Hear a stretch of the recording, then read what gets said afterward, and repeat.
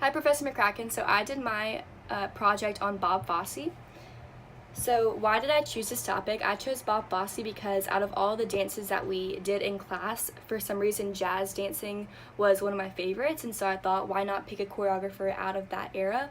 So I chose Bob Fosse because I thought it was really interesting how he was able to impact modern dancers such as Michael Jackson. So some cultural factors that shaped jazz. So it actually has its roots in the 19th and also the 20th century because of African American social dances. And the term jazz actually described a new style that was introduced in the 1920s and in the 1930s, and it developed along with the eruption of jazz music. So this occurred through the Harlem Renaissance, which was a way for African Americans to express their racial pride through artistic movement. So, through the Harlem Renaissance, developed jazz music, and then any dancing that was gone alongside jazz music was then what was called jazz dancing. So, through the Harlem Renaissance, developed jazz music, and through jazz music, eventually developed jazz dancing. So, that was kind of the history of jazz dancing in general. Okay, so a little bit about his biography. He was born in Chicago, Illinois in 1927, and he was actually the second youngest out of 6 children. And in his personal life, he kind of experienced a lot of hardships and difficulty. For example, he ended up being a drug addict. He experienced a lot of alcoholism, infidelity, and also several failed marriages. So all of these hardships actually attributed to his success as a filmmaker and as a choreographer. He actually had a major disability that impacted his dancing. He actually was diagnosed with epilepsy when he was during a performance. He actually suffered from a seizure before a live audience, so that was when he eventually was diagnosed with epilepsy, and then he actually underwent an open heart surgery, and through that he eventually passed away in 1987 due to a heart attack. So that was kind of his background, and as well as how his life experiences had shaped who he was as a choreographer and as a performer. Okay, so next up, he was influenced by several dancers that went before him. So number 1, you have Fred Astaire. I don't know if I'm pronouncing his name right, but he was an American dancer, singer, actor, choreographer, as well as a television presenter. And he was actually regarded as the most influential dancer of the history of film. So you'll see later on in the presentation, Bob Fosse started out in filmmaking and also in the film industry, and so you can kind of credit that to Fred for being someone who had influenced him greatly. So second of all, someone that we actually talked about in class was Jack Cole. He was also someone that Bob Fosse was influenced by. He is considered the father of theatrical jazz. So again, later on in the presentation, we'll see a lot about Bob Fosse and what he did in the theater industry. And so you can see, once again, how that was developed through the influence of Jack Cole. And Jack Cole was actually seen in many nightclubs and also on Broadway. So once again, you'll see some similarities between that and also between Bob Fosse. So next up, we have the start of Bob Fosse's career. Once again, he did start in films, but he was actually more prevalent in shows such as Pippin, Chicago, and some more memorable ones like Cabaret, Lenny, and all that jazz. So Cabaret, as you can see in the picture down below, actually still holds a record for the most number of Academy Award wins in a sole year without winning Best Picture, so that's something that is accredited to Bob Fosse. And then Pippin, which the picture on the top right of the presentation you'll be able to see, is considered the 31st longest running Broadway show, and also earned Bob 2 Tony Awards for Best Direction of Musical and also for Best Choreography.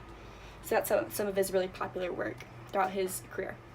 So a little something about his jazz style, some characteristics that he had. He had very turned in knees, sideways shuffling, rolled shoulders, the infamous jazz hands, as well as his trademark use of hats. His style of choreography could be described as stylized, cynical sexuality. He used very cautious responsiveness to detail as well as minuscule body gestures such as nods. So this is something that we talked about a little bit in class. We talked about isolations, whereas I basically just isolate one body part during a dance movement. So that was just like Bob did with his head nods. That is an example of isolation that he used, and that was one of the process that he engaged in to create his performances. So those were very prevalent in all of his dances. So a little bit about his legacy. Once again, he influenced Michael Jackson, so his legacy was kind of carried out through Michael Jackson's career. Something else that he leaves behind is how the Los Angeles Dance Awards, which was founded in 1994, is actually now renamed to be the Fosse Awards after Bob Fosse's death in 1987. So that's another thing that we just remember him by. And lastly, this picture that's shown right here is Bob Fosse Way, and it is honoring, obviously, Bob Fosse, but it was one stretch of the Paulina Street in Chicago, which actually got renamed in his honor, so that's something that's really cool. So to talk a little bit about my personal aesthetic, once again, I do not come from a dance background. I danced when I was really young, but that's kind of the extent to it. I ended when I was like 4, so it's really nothing. But my sister Mallory was very involved in the contemporary dance style whenever she was in high school, so I would go to many of her performances. But like I said before, jazz dancing was my absolute favorite that we did all semester. And so with that, I was able to get kind of a first-hand experience in dancing, and even dancing to some of the things that Bob Fosse did when he was alive. So that was something that was really cool and kind of has shaped my how I perceive his style of dancing, as well as look at his history. So that was really cool. His influence on Michael Jackson. I'm familiar with Michael Jackson, so again, having that as another personal aesthetic impacted the way that I see Bob. And also, it just made learning about Bob Fosse really, really enjoyable to know that background. Okay, so some discoveries that I've made throughout this process of doing this project, I've learned that kind of everything is connected.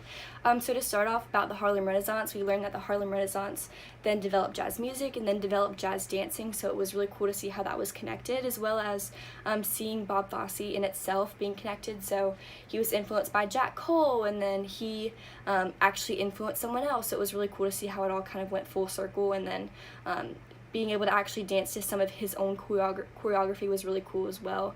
And it just kind of showed me that modern day stars are influenced primarily by those who came before them, so that was really cool. And then lastly, here are my citations. But overall, I really, really enjoyed doing this project. I thought it was extremely fun to learn a little bit more about his background and go kind of beyond what the PowerPoint and what the readings talk about.